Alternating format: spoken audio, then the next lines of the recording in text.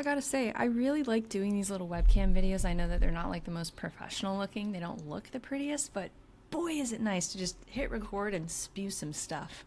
I want to talk about a theme that I have become more and more gradually aware of in the business context. If you're someone who's starting out, if you're someone who's trying to make the lemonade that you can out of the lemons that you have, if you're an entrepreneur yourself, I want to let you know that at one point, well, not at one point, but at some point, probably more than once, you will be taken advantage of for the work that you do. If you are a diligent, hardworking, consistent person who wants to do well, who wants to support others, who has that sort of like intrinsic motivation, it's really easy for people to kind of see that and think, ooh, I want that. I want that. I want all of that, but I don't want to pay for it. And I've gradually been hiking up my prices over the past few months. And I got to tell you, it feels really good because it feels warranted. I have such a pristine track record, not a very long one, but the work that I have done in the past has been very, very good work. I literally just ran the numbers this past weekend. And with all of the clients that I have, clients that are directly with me or clients that I have historically shared with other colleagues of mine that I continue to work with today, it's kind of a mishmash. The average client stays with me for at least 13 months. That is a long time. That's a long time for someone who has not been in business for very long. I'm going to say it's such a weird timeline and I never know how to calculate it, but I'm going to say for the past 2 years or so in the entrepreneurial space, average person has stuck with me for about 13 months or longer. And the work that I do now compared to what I did even a year ago is so much more fine-tuned. It's so much more streamlined. I have not a ton, but more experience now than I did before to be able to know kind of more offhand what will work, what won't work. I know the kind of person you are. I know the kind of person you aren't. I have a feeling you're going to be like this. I have a feeling you're going to be like that. It's almost like when you learn to drive for the first time, you do it enough times, you kind of start to develop a bit of that like driver's intuition, if you will. Like you know when someone's going to merge into your lane, you know when a stoplight is going to turn red. It feels very similar to that. And as I have began increasing the quality of my clientele and the prices that are associated with my service, which I don't know, might shock some people, other people maybe not. The comeback that I have memorized in the back of my head is that's the price point that's required to maintain the level of service that my current clients expect. Boom. Delicious, pristine, super easy, classy. Do what you will with that. I was starting to make a point and then I forgot what it was before that. Shoot, what was it?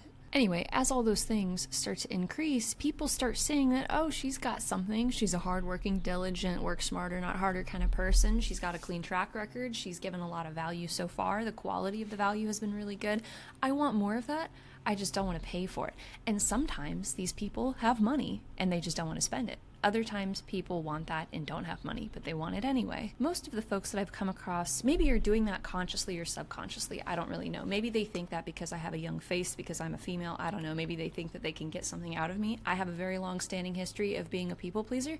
So in the beginning, it was kind of hard for me to, not see that or not recognize the predatory-esque nature, I guess, of something like that. Because usually what happens is they get into my funnel, or they get into my pipeline, I should say, whether it's by referral, whether it's by networking, whether it's just organically, someone finds me somehow, somewhere on the internet. They get into my pipeline, they book a call with me, or I offer up my link if it's referral. We'll have a conversation, and usually that's just 30 minutes of like, what are you about? Here's what I'm about. Are we a fit? Is there any kind of overlap? What are you looking for? Here's what I do. It's very, very exploratory.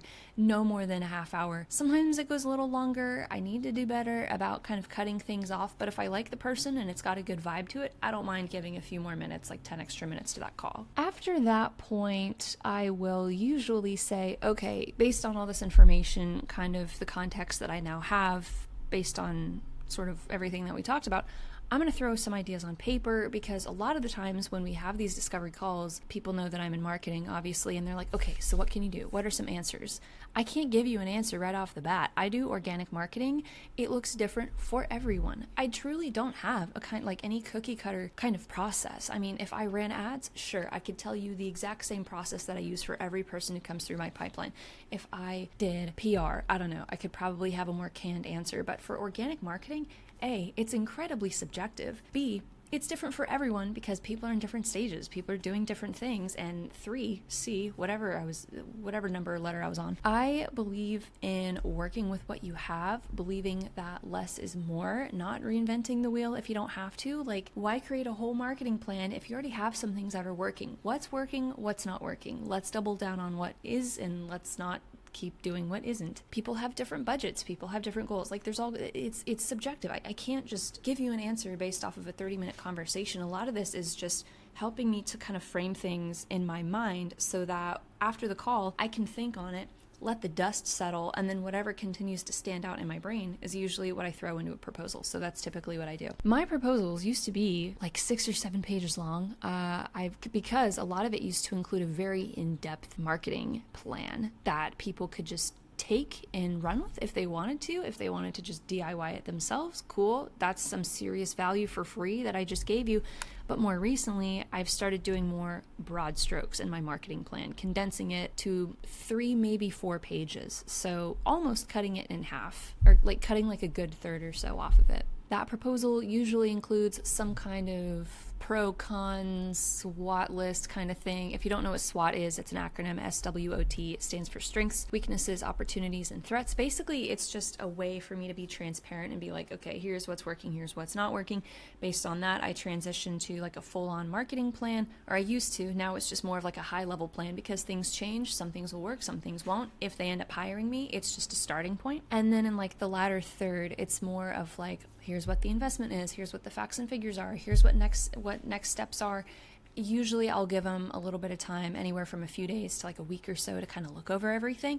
I always accompany it with a walkthrough video so that they know how to digest it, they understand my thought process or my rationale for certain decisions or certain recommendations. And I'm learning after well, not a lot, but enough sales calls, I've learned that I feel like that's kind of where people begin to get a pretty good feel for how professional I am, the level of service that I provide, the attention to detail that I provide. But I feel like the proposal period is usually kind of where I start to show my stuff a little bit, where people can kind of get a feel for how my brain works, the quality of service that I provide, everything that I just mentioned. From there, we'll have a follow-up call, kind of talk about the details, make sure they're on the same page, we're on the same page. If everything goes well, ideally, we're all getting a green light vibe all around, I will accept payment on that call, and then boom, we'll start working together. Otherwise, if it's not a fit, then it's not a fit. But when it comes to like the whole predatory thing, let me see if I can get a little more like free work out of you, whether they think about it like that way or not. Usually around this time, it's like, oh, I like the general direction this is going in.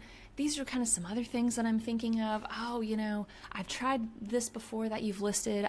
It hasn't worked. I've done this before. I'm thinking about this. And they kind of it almost turns back into like a strategy session or like a discovery call where it's like, okay, we're on step 2 and it's like we just regress to step 1. That's what the discovery call was for. If people aren't clear on who they are, what they do, what they want, what they've tried, all of that basic foundational information, that makes it pretty difficult for me to do my part of the work. And if I get the information that I have and it doesn't seem like there's any more information to share, I'll implement that into the proposal, walk them through it, and then they kind of start to remember all of the gaps or things that aren't maybe represented in the proposal. So that historically has created extra work for me. I'll usually say, okay, let me think on this a little bit more. Let me go back to the drawing board. And then it turns into this cycle of like me doing multiple iterations of this marketing plan, whether it's the broad strokes, but historically has been the more in-depth version, that gradually starts to turn into something very cyclical. And if you do it long enough, people are going to think, oh, she hasn't really stopped me yet. She hasn't put up her boundaries yet. This is actually pretty great. Why buy the cow when you can get the milk for free? And you know what? The way that I think about it, if you're someone who's uncomfortable pushing back and setting up those kinds of boundaries, if you're a people pleaser, a chronic people pleaser like me, this is the way that I think about it. If anyone gets upset about you putting up your boundaries and saying, no, that's a little too far, I'm not going to do that, I'm not okay with that, I'm not about that, they probably were taking advantage of it. If they're supportive of it and they're like, oh, hey, yeah, gosh, totally get it, I want to make sure that it's worth your time. I do sometimes get prospects or leads and eventually clients like that, and I love working with them because they respect those boundaries. It's probably, they didn't mean any harm. They just probably were really kind of getting into their own brain, thinking about all these possibilities. Some people are visionaries and it's really fun for them to just go off of all these ideas. So if I push back and they're like, oh, hey, gosh, thank you for catching that. Totally get it. I want to make it worth your while. It's usually one of those two buckets that people land in whenever you set up those boundaries. I don't know why. I wish I wasn't like this, but I am. Usually I'm on these calls and I'm a very present person. Like if I'm having a call with someone or just having a conversation with someone, or, you know, whether it's for work or not, but in this context, it's for work. Sometimes I'm just so present in the moment that I want to vibe out with them, I guess, for lack of a better term. And so I don't always recognize that some of the things that they're talking about or some of the things that they're proposing aren't worth my time until sometimes 15 or 30 minutes after that call, when I'm reflecting on it, or if I'm talking to my husband about it, or if I'm calling my mom about it, because I talk to my mom because she's also a business person herself. So it's kind of fun to talk to her about those things. You know, my husband will come home and be like, oh, hey, how'd that call go? And I'll be like, oh, you know, it was fine, da-da-da-da-da-da. But then this happened, and then he said this, and then I started feeling like this, and then I kind of start to, like, I don't know, reflect my way through, like stream of consciousness my way through why I shouldn't or should go with that client. So sometimes it's just a delayed reaction. I don't know why, that's the way that it is for me. So I'm trying to learn to kind of condense that a little bit more and learn to recognize those things in the moment on the call when I'm vibing out with someone, and be able to verbally do that kind of thing, not just in writing. I think that's the hardest part for me, is I can put up boundaries all day long in written form because I have enough time to think about it and reflect it and revise it 10,000 times if I need to. But in the moment on the call, when my face is on the screen, it's hard for me to be like, no thanks, I don't do that. I don't know why, it just is. But you know, it's all about practice, and I do, you know, I'm proud of the progress that I've made, but it's recognizing when those things happen and kind of knowing how to justify it in your brain if you're someone who struggles to push back on those kinds of things. So recognition is a big part of it. Controlling those negative emotions that might build up inside when you know that you have to set up those boundaries, and then following through and actually setting up those boundaries. That's kind of like the 3-part thing that I have to, like, get comfortable, get familiar with. And when you're in business with yourself, when you do start, you know, generating clients and generating more revenue, and as that kind of starts to build on itself, you gradually learn to get better and better at it. I am no expert at it, but I'm certainly better now than I was even 6 months ago. So progress over perfection. Easier said than done. Anyway, though, I hope you found this useful. I don't know what you think about these like webcam-y videos. I kind of like it because it's so much faster to make these things. I feel like sometimes quality, or I mean content-wise, they're a little bit better. These are just a lot more fun to edit, and I can get them out a little bit more sooner. And also saves me money on editing. So great all around. So if you like this kind of thing, feel free to subscribe if you're not already. Otherwise, check out my stuff in the description. Otherwise, I think that's all I have. I hope you are enjoying your summer if you're watching this. I hope it's warm and not rainy where you are.